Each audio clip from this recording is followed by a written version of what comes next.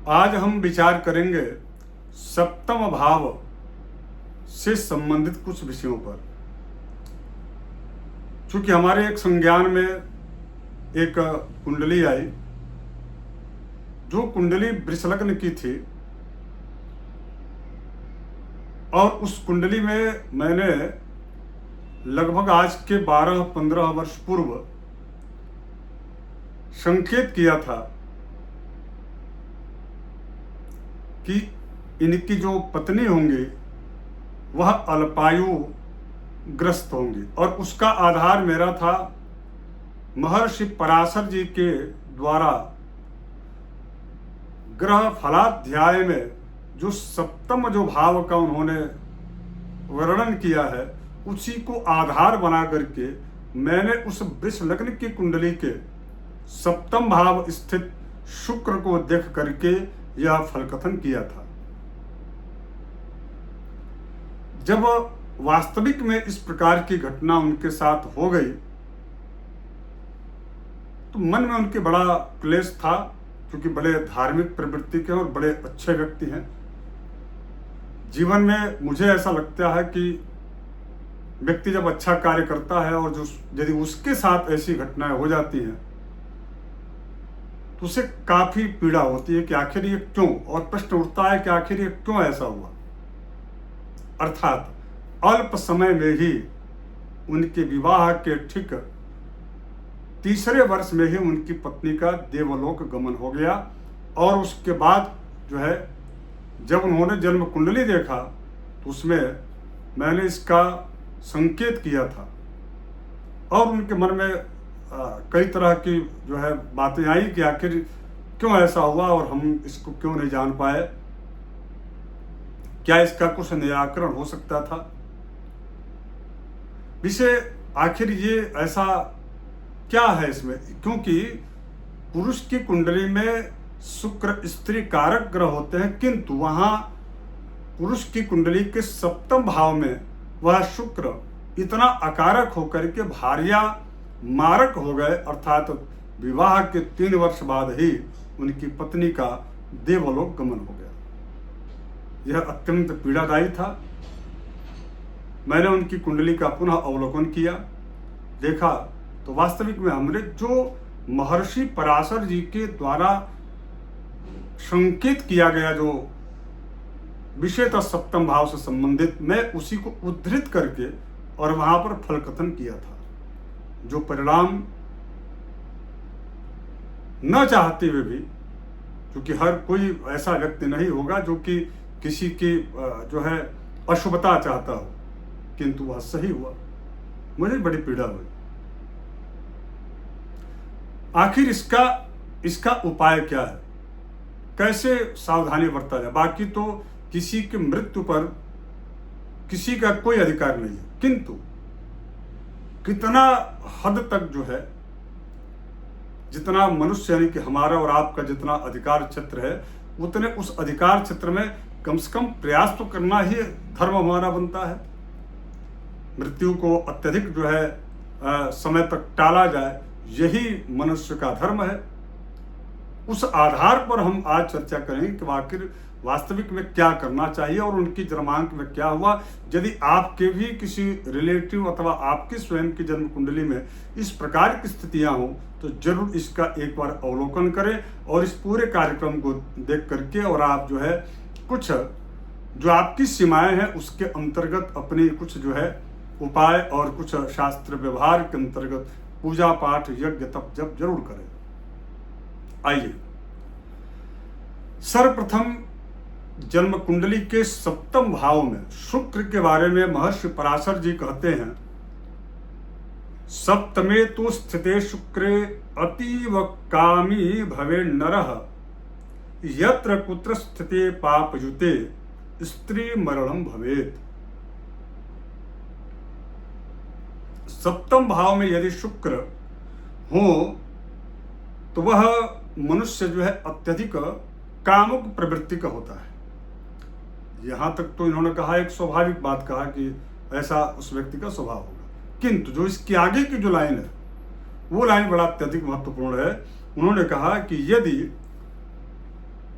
कुत्र यत्र कुत्र स्थिते पापयुते, यदि शुक्र स्वतंत्र है, उस पर किसी पापक ग्रह की दृष्टि नहीं है, तब तो वह केवल मात्र व्यक्ति कामुक होगा, बस इतना ही होगा। और वह जो है पर स्त्री गमन भी करेगा, अन्य चीजें करेगा, वो एक ठीक है। किंतु जहां पर ऐसी स्थिति जिस पुरुष में न हो और उसके बाद भी यदि सप्तम भाव में शुक्र हो और उसकी पत्नी का देवलोक गमन हो जाए तो वह चिंता का विषय होता है। किंतु इसका भी संकेत दूसरी लाइन में महर्षि पराशर जी बड़े मुक्त कंठ इस बात को रखते हैं, बड़े दमदारी से कह रहे हैं वो कि यत्र कुत्र स्थिते पापयुते, अर्थात यदि सप्तम भाव में शुक्र हो और पापक ग्रह से दृष्ट हो, शाश्वत पापक ग्रह दो ग्रह हैं, शनि और मंगल, यदि और दोनों ग्रहों को तीन तीन दृष्टियां प्राप्त हैं। शनि को सप्तम भाव की दृष्टि प्राप्त तो है ही, किंतु दो अतिरिक्त उसके दृष्टियां हैं, शनि की तीसरी और 10वीं। इसी प्रकार से मंगल की शाश्वत जो दृष्टि है सप्तम 180 डिग्री पर, वो तो है ही, किंतु दो अतिरिक्त उनको दृष्टियां प्राप्त हैं। प्रथम दृष्टि जो है चतुर्थ भाव की और इसके पश्चात अष्टम भाव की, यानी जहां मंगल होगा उसके ठीक 8वें में, और जो है जहां मंगल होगा उसके ठीक चतुर्थ भाव में दृष्टिगोचर करेगा। और यदि सप्तम भाव पर दृष्टिगोचर कर रहे हैं मंगल अथवा शनि और वहां शुक्र स्थित है तो पापयुते स्त्री मरणम भवेत। तो यहां पर जो है पापयुत अथवा पाप दृष्ट ग्रहों के कुप्रभाव से यदि सप्तमस्थ शुक्र जो कि स्त्री कारक थे वह स्त्री कारक न होकर के स्त्री मारक हो जाते हैं, अर्थात जो है पत्नी मारक हो जाते हैं। अब इस बात को आप समझ गए होंगे। अब इसका उपाय क्या है? प्रिय दर्शकों, शुक्र से संबंधित अगर यदि किसी प्रकार का दोष आपके जन्मांक में है तो आपको दो चीज का ध्यान रखना चाहिए। सबसे पहले किसी भी जीवन में किसी भी स्त्री का अपमान आपसे न हो, और दूसरा परस्त्री गमन बिल्कुल भी नहीं करना चाहिए, और तीसरा जो आध्यात्मिक जो अनुष्ठानिक जो उपाय है वह देवराज इंद्र के मंत्र का जप करना चाहिए और उसकी हवन पूर्णाहुति करानी चाहिए।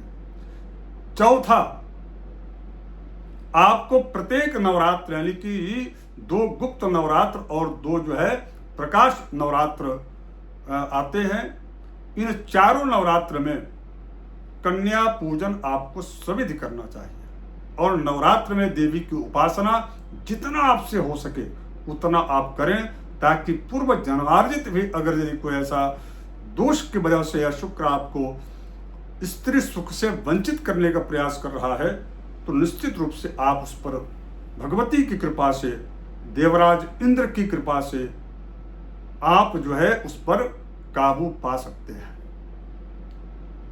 अर्थात मृत्यु के बजाय मृत्यु के नजदीक जाकर के और आपकी पत्नी की पुनः वापसी हो सकती है। भगवती की यदि कृपा पर हो गई तो यह उपाय आप करें, और यदि इस प्रकार की स्थितियां निर्मित होती हैं तो चिंतित न हो, अथवा किसी अन्य जो है टोटका आजकल बहुत प्रसिद्ध हो गया है तो उनके चक्कर में न पड़े, बल्कि आप जो शास्त्रोचित जो व्यवहार में उपाय हैं उसको आपको करना चाहिए। क्योंकि इस प्रकार की स्थिति केवल मात्र विवाह के बाद तो पत्नी को नुकसान पहुंचाता ही है, किंतु अगर इस प्रकार की स्थिति है तो शुक्र विवाह से वंचित भी करता है। वह व्यक्ति विवाह नहीं करना चाहता, यानी कि अस्थायी रूप से वह रिश्ते नहीं रखना चाहता, क्योंकि वह शुक्र सप्तम में है और वह जो है अनेकानेक स्त्रियों से उसके संबंध हो जाते हैं, जिसकी वजह से कुछ ऐसा टाइम जब बीतता है उसके बाद वह उसका जीवन जो है एकाकी जीवन यापन करने के लिए मजबूर हो जाता है, और उसके बाद वह डिप्रेशन का शिकार होकर के और उसकी जो है असामयिक ही मृत्यु हो जाती है। तो इसका अत्यधिक आपको ध्यान रखना चाहिए। यह विषय मेरे संज्ञान में आया तो मैं सोचा अपने दर्शकों को इस बात से अवगत कराऊं। हो सकता है कि आपके पास इससे भी अधिक जानकारी कुछ हो तो आप जरूर देंगे, तो उसके बारे में और विस्तार से हम चर्चा इस पटल पर करेंगे। धन्यवाद। जय श्री राम। हर हर महादेव।